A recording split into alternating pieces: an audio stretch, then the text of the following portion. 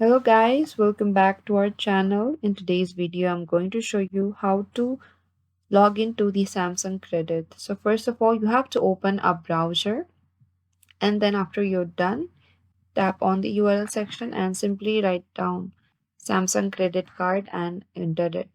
And over here, you have to select the first option, Samsung Access Bank Credit Card, and tap on that again.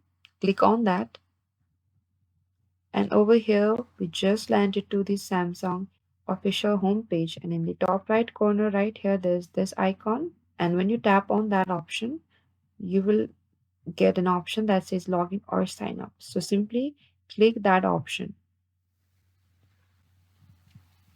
And you need to type down your email or phone number.